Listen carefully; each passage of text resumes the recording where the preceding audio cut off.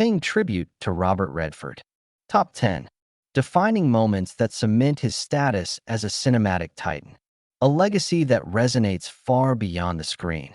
We bid farewell to a true icon, Robert Redford, who left us on September 16, 2025, at 89. He wasn't just a star. He was a visionary, a protector of nature, a pioneer for indie films, and a symbol of Hollywood's finest era.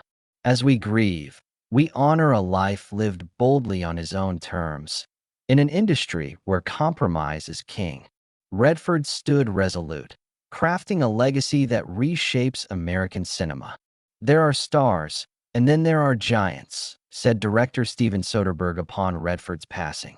Robert lit up not just the screen but the entire art of filmmaking, showing a path where creativity and success could coexist.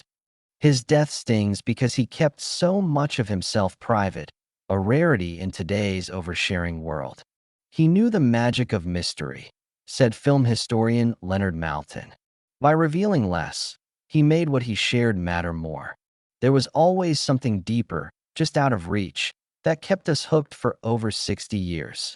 Looking back on his journey from TV actor to Hollywood legend to indie film champion, these 10 moments reveal why he was more than a star, a singular force in cultural history, using fame as a tool for lasting impact. In memory of his passing, here are 10 snapshots that define Robert Redford's extraordinary life and career, capturing his artistry and the values that guided him. A legend in every sense. Get lost, chub. Stay away from me. Why? I want to take him on. They'll crush us. Babe, you want to die? Do you? Number 10. The Cliff Leap in Butch Cassidy and the Sundance Kid, 1969. This is the moment that skyrocketed Redford to fame. Trapped by relentless trackers, Butch and Sundance stand at a cliff's edge, a wild river far below. When Butch suggests jumping, Sundance balks, deadpanning, "I can't swim." Butch's laugh bursts out. "You nuts? The drop will probably kill you." This scene showcased what set Redford apart from his peers. While others overacted, Redford mastered subtlety, conveying depth with a glance or a pause. Bob's secret was trusting the audience, said director George Royhill before his 2002 death. He didn't spell out every feeling. He let viewers lean in. The scene also locked in the electric bond between Redford and Paul Newman, making the film a cultural juggernaut. Their friendship, carried into The Sting, became one of Hollywood's greatest. "Paul and I got each other," Redford once shared. "We knew fame was a tool, not a toy." With both gone, this scene's weight grows, a nod to a time when stars had depth and charm. Number 9. Launching the Sundance Institute and Film Festival, 1981 to 1985. Redford's greatest off-screen legacy might be creating Sundance. At the peak of his fame, when most chased blockbusters, he focused on the future of film. "The 80s were shifting," he later said. "Studios were going corporate, stifling new voices. I wanted to give those voices a stage." From a small Utah festival, Sundance grew into the world's premier indie film platform, launching talents like Quentin Tarantino, Steven Soderbergh, the Coen brothers, Darren Aronofsky, Ava DuVernay, and Ryan Coogler. Redford didn't just build a festival, he built a movement, said critic Roger Ebert before his 2013 death. He used his fame to lift others. Tributes from Sundance filmmakers flooded in after his passing, many saying their careers wouldn't exist without him. "He held the ladder while we climbed," wrote Ava DuVernay. Even in his later years, stepping back from Sundance's daily operations, Redford remained its soul. His death marks an era's end, but Sundance ensures his vision endures. "Your girl's a stunner, Hubble. Why not bring her for a drink?" Can't make it.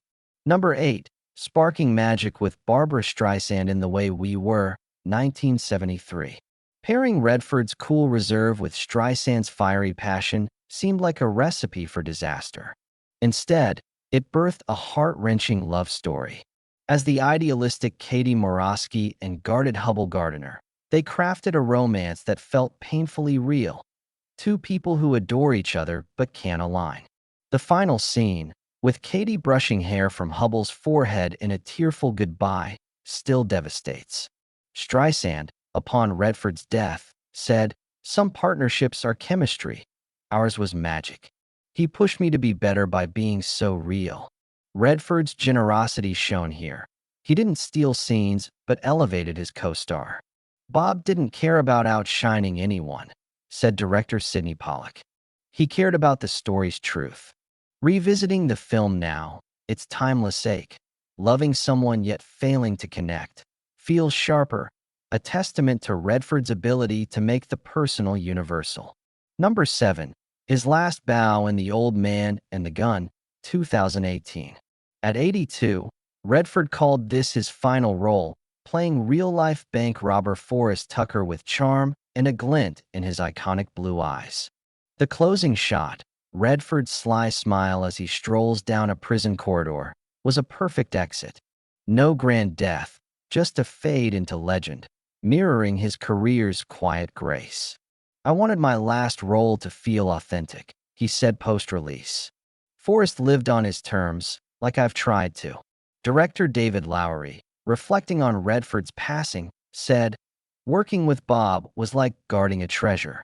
He didn't linger on his legacy, just wanted to tell a good story and move on."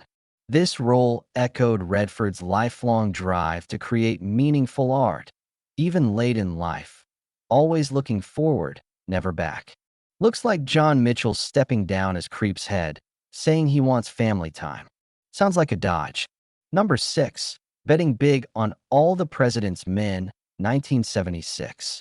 Before it was hailed as a masterpiece, this film was a gamble. Redford secured the rights to Woodward and Bernstein's Watergate exposé while Nixon was still in office, a bold move with political risks. "Bob knew the stakes," said director Alan J. Pakula before his 1998 death. "He used his clout to tell a story the powerful wanted buried." As Bob Woodward, Redford redefined cinematic heroism, not through brawn, but through relentless truth-seeking. The film inspired a generation of journalists and underscored the press's role in democracy. He made digging for truth look thrilling, wrote a Pulitzer winner after his death.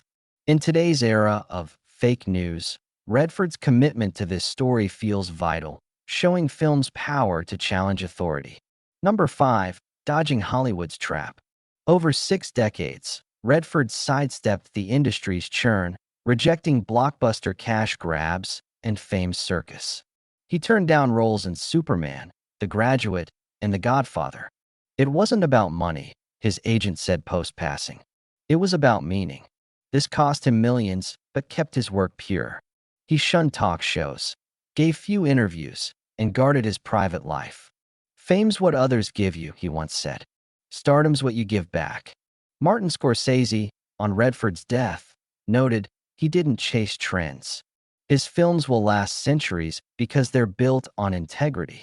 In an age of oversharing, Redford's restraint feels revolutionary, proving impact trumps visibility. Number 4. Directing Ordinary People, 1980. Hollywood saw Redford's directorial debut as a vanity project. Instead, he delivered a gut-punch drama about grief and family fracture, winning 4 Oscars, including Best Picture and Best Director. Far from his golden boy image, the film probed raw human pain. "I wanted to explore what people don't say," Redford later said. His cast, Mary Tyler Moore, Donald Sutherland, Timothy Hutton, gave searing performances under his subtle guidance. Bob created space for truth, even the ugly kind, Moore said before her 2017 death. His later films, like A River Runs Through It and Quiz Show, proved his directing prowess. Filmmakers today cite his restraint as a guiding light. "I figured you'd want to know, so I spilled it." Australia. Number 3. The epic duo with Paul Newman. Redford and Newman's work in Butch Cassidy and The Sting defined cinematic partnerships. Newman's bold energy meshed with Redford's quiet intensity, backed by a real friendship that lasted until Newman's 2008 death. "We clicked from the start," Redford said. "Different styles, same values. Both used fame for good.